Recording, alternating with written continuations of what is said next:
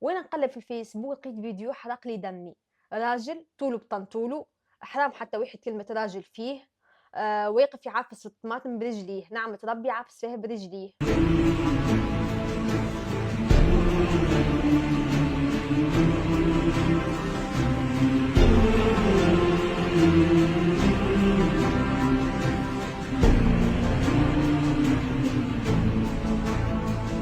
يعني حاجة حتى واحد زوالي باش يلم طرف طماطم يروّح بيها لولادو ودارو باش يطيب بيها فم ماكلة، ش الغل هذي وش الحقد وش البغض هذايا في العباد، أنتِ أصلًا الطماطم باش تطيّشها،